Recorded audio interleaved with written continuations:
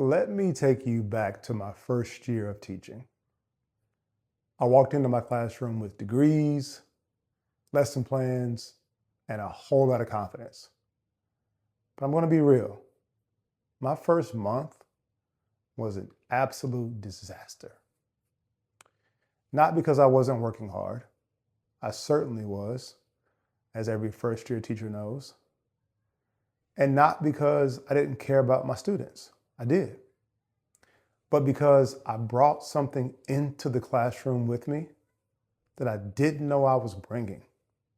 And it was quietly destroying every relationship that I tried to make with my students. My name is Dr. Jeremy Coleman, and I am an educator, I'm an author, and I'm also the founder of the Relational Equity Framework. Before I was any of those things, I was a first-year teacher. And I thought that authority meant control and power meant respect. You see, I grew up in an era where the adults in my family could command the room. Children were seen and not heard. You did what you were told, and that's it. I liked that, and I wanted to bring that to my classroom. And let me just give you the short version. It didn't go so well. Simply put, the boys cried, the girls defied, and any attempt at learning all but died. No joke. I had to have long conversations with myself in the car if teaching was even the right career choice for me. As it turns out, it was. There was a shift that had to happen.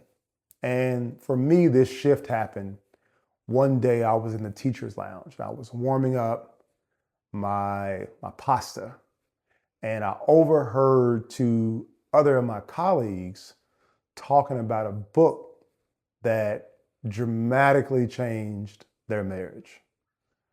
And the book they were talking about, you've probably heard of this, by a man named Gary Chapman, called The 5 Love Languages. I hadn't heard of it, but I knew that they were talking about they had a transformation. And I also knew how things were going in my classroom. And I knew if I didn't have a transformation, I might be changing jobs soon.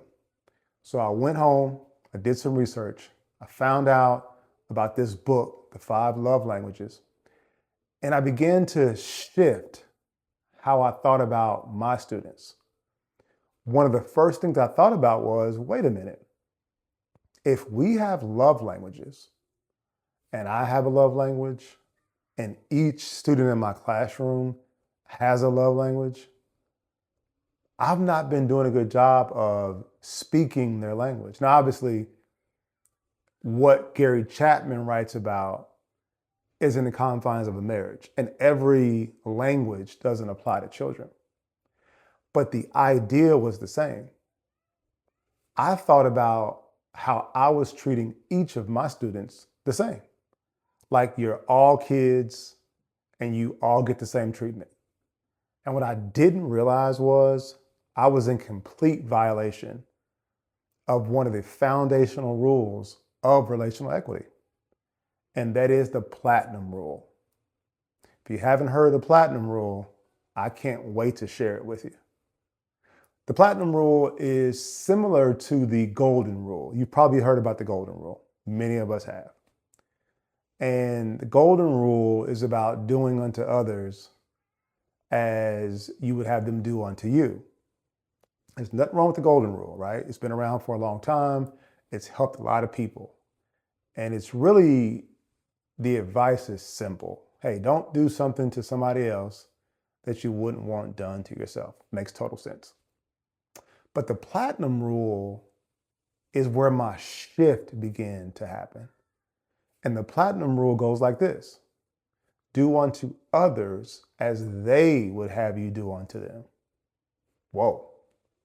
Platinum rule sounds the same, but it's a fundamental difference. The shift is the platinum rule centers the other person. And this is what I didn't realize I was in violation of. I was treating students the way I wanted to treat them without regard for what they wanted. No wonder I had chaos in my room. No wonder out of 38 of my students at any given time, I didn't know what half of them were doing because I hadn't done the work to build the relationship. That's what this channel is all about. Making sure you understand the relational backpack, making sure you understand the emotional bank account, and making sure you understand relational gaps and what that has to do with you. Listen, what would you give to change the situation in your classroom?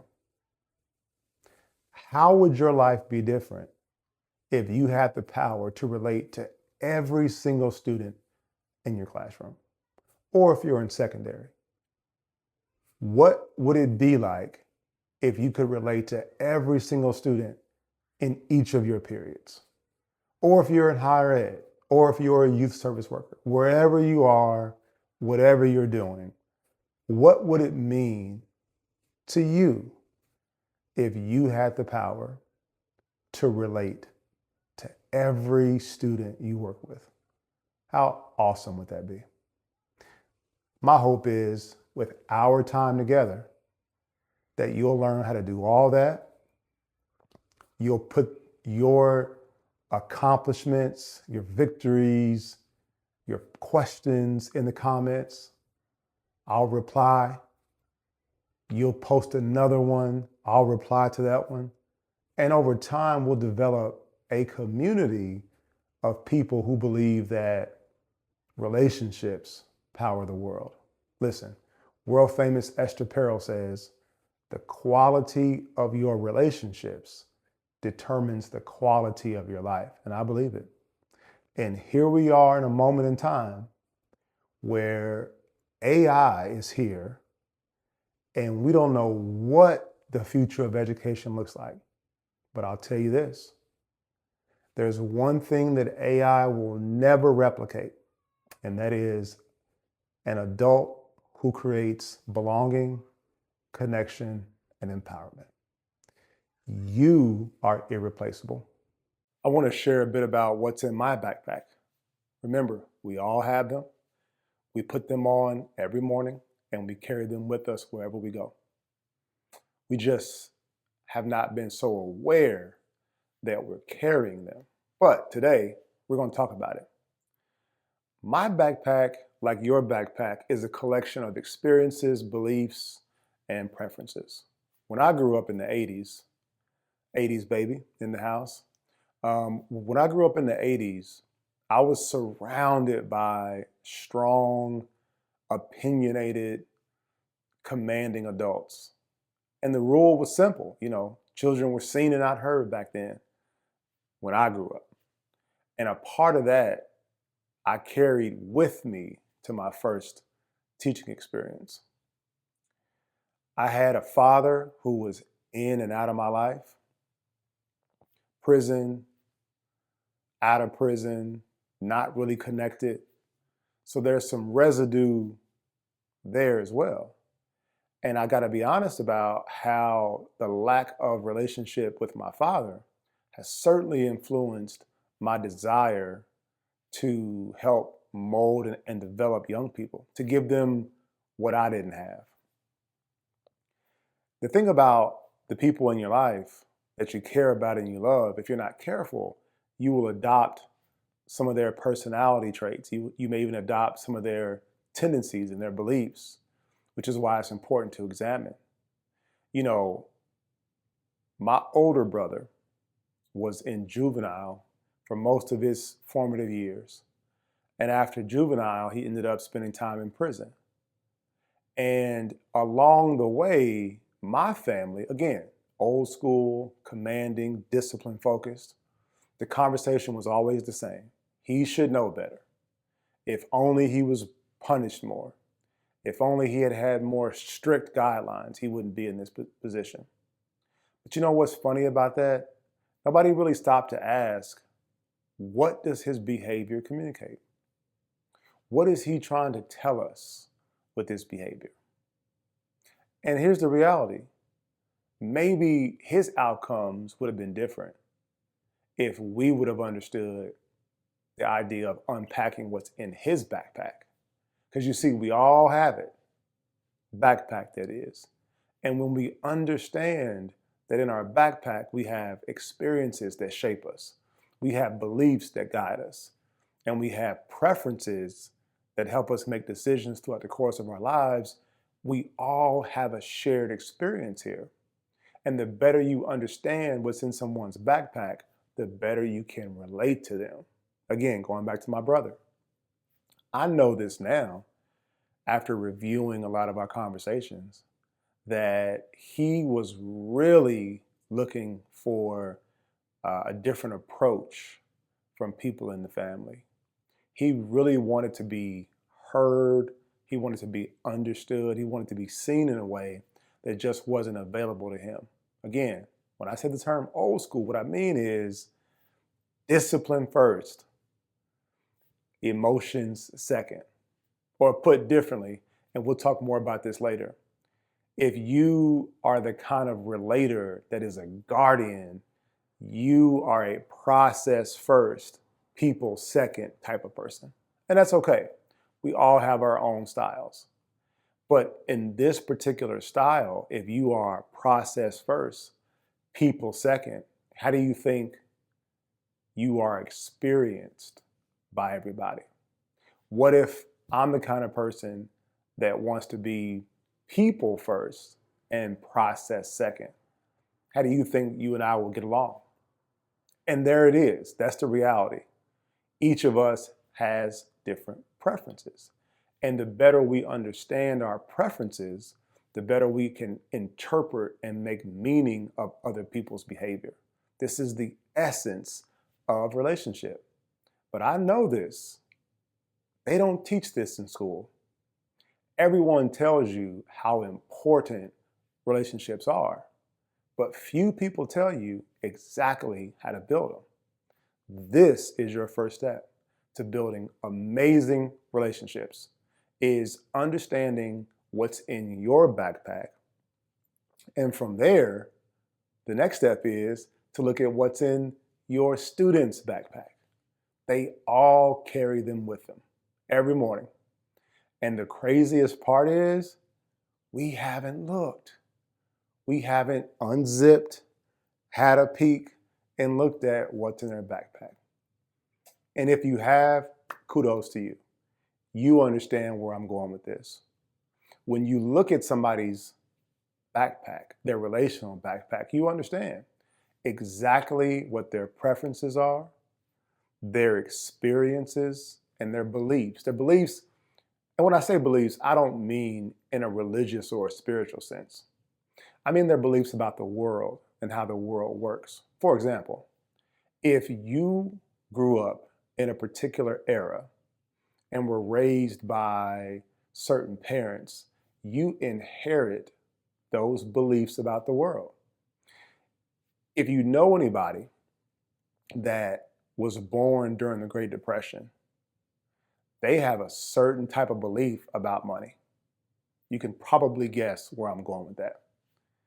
If you grew up when things were not in abundance, when you had to be very careful about what you bought, what you consumed, because the nation was in a depression, your beliefs about money, about consumption, about material things is going to be different than someone who grew up in the 2000s, the dot-com era, when money was just flowing. Consumerism was rampant. You bought things, you bought experiences, you bought vacations, you took trips.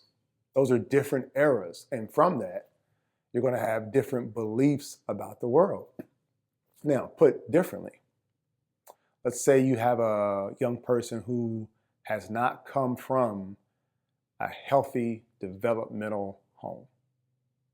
In their home, it was chaos, uncertainty, and abuse. Their beliefs about adults is going to be different than someone who grew up in a well-adjusted, loving household. In the first example, that student is probably going to be untrusting of adults. Because of their experiences, they now believe adults are people you cannot depend on, you cannot count on, and you cannot trust to take care of you. And that's going to have meaning for how they behave in your classroom. And then the other student who came from a home that was loving, affirming, nurturing, their beliefs about adults will be wildly different. They're going to show up with the expectation that you continue what happens at home in the school building, affirming, supportive, and caring. But they're going to be more willing to engage with you because they have a level of trust and a level of care that's been developed prior to coming into your classrooms. So these two students are going to have different experiences, going to have different beliefs about the world, and different settings. Now think about this for a second. How do you teach these two students? If you're like me, early in my career, I taught both of those kids the exact same way. And I can't tell you how big of a mistake that was.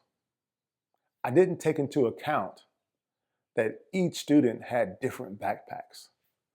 And because they had different backpacks, they needed different supports. Now, for those of you who understand instructional design and you understand differentiated learning, you get it. A student in math is at a certain level. Their challenge problems look like this. Their at-level problems look like that. And you understand how to give them the right type of work to stretch them academically. Well, this is no different. Same concept, except we're dealing with relationships. And in relationships, you have to understand what their prior experiences are, what their beliefs are about the world, about you, about the classroom, and what their preferences are. That way, you can meet them right where they are. I'll tell you a quick story. I remember being a mentor for a company, and we worked with students one-on-one. And there was a student who had never used the boys' urinals in public. And when this boy went to the restroom, he would stay in there for a long time. And we would stay on the outside waiting. One day, he had been in the restroom for a bit too long, and we didn't understand why. So somebody had to go in there and investigate and figure out what was going on.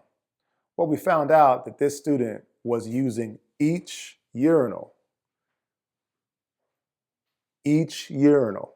not staying at one, finishing and flushing, but using each stand-up urinal, and that's what he thought you had to do. He didn't know. His beliefs about the restroom were wildly different than other students. He hadn't had the experience. He hadn't been there before. So you see, we often have assumptions about our students that we have to check because we just don't know where they've been. We just don't know what they know. This is why it's important to have conversations. So again, what's in your backpack is always the first step toward developing amazing relationships. And then the very next step is what's in your student's backpack. Now, how do you do this? Well, many ways to do this. But the first way I would say to do it is just ask. You also can have students, if they're of the age where they can compose full sentences, they can type, ask these questions and let them complete the form, let them complete a paper, let them answer questions, and you take that information and you learn more about your students. Then here's the important part. After you do that, be responsive to what they wrote. And by being responsive, I mean use their experiences in conversation, in the curriculum, for questions on a quiz, for your morning meeting. Ask about their family, ask about their pets, ask about their hobbies. The more you know about what's in their backpack, the more you know about them. Now here's the connection. The more you know about them, the better you can educate. Why do I say that? Well, it's very simple. As a teacher, most of you know this, but you have to push a student and challenge them to get them to a place that they haven't been before. So your job isn't to get students in August and leave students in May at the same level. Your job is to elevate. They got to learn and achieve more. Well, in order to push them, there has to be trust, and you have to earn the right to demand more. Because if you walk into a student's instructional space and just demand that they learn this, it's not going to happen. The better the relationship, the more you can push. Because when you push, they'll trust that it's for support. If they don't trust that the pushing is for support, they'll experience you as not supportive, but maybe strict. They'll experience you as not supportive, but maybe mean. And that's going to create distance between you and that student. And you don't want that, because when there's distance and students feel left out or apart from the community, it's very difficult for them to be active learners. So here's what I want to leave you with. I want to give you 3 questions. Question 1, when a student challenges your authority or disrupts your classroom, what's the first story that comes to mind? And where does that story come from? Question 2, and this question really hit home for me, but I'm going to ask you. Think about your most challenging students, the ones that disrupt the most or the hardest to reach. Is there something about their life, their story, their energy that reminds yourself or reminds you of yourself? What do you do with that information? How does that sit with you? I know for me, I had to ask that question and think about, what is it about these students, and does that resonate with me on a personal level? Question 3, if your students could take a peek into your relational backpack and they would see not your degrees, not your credentials, your PGP points, none of that, but they saw how you felt about them and what your expectations were, what would they think if they saw what's inside of your backpack? These are not comfortable questions. I know that. But I want to tell you that the most important work that we do as educators doesn't happen in front of a screen or in front of a whiteboard. It happens in moments like this, where we're unpacking the backpack and we're thinking about our experiences, our beliefs, and our preferences. It happens in moments where we're thinking honestly about what we carry, about what we bring into the classroom. And we're thinking about what our students bring. And when we have awareness of what we bring and what our students bring, now we can find space for a real relationship, because we have awareness, not only of ourselves, but those that we teach. Every educator I've ever met got into it because they believed in students. That belief is a part of what goes into your backpack. Never forget that. But belief without awareness can cause serious damage. What about belief with awareness? Now that's where transformation begins to happen. So check your backpack, not just once in August and again in May. Check it each and every day, as often as you can, to become more aware of what you bring. Because the students that sit in your classroom deserve the most intentional version of you. And you can't be intentional until you up your level of awareness. If this spoke to you, drop one word in the comments. What is the first word you think of when I say the phrase relational backpack? Think about it. Got it? That's the one you put in the comments. Share this video with someone you think needs to hear it. Like, subscribe. Thank you for your time.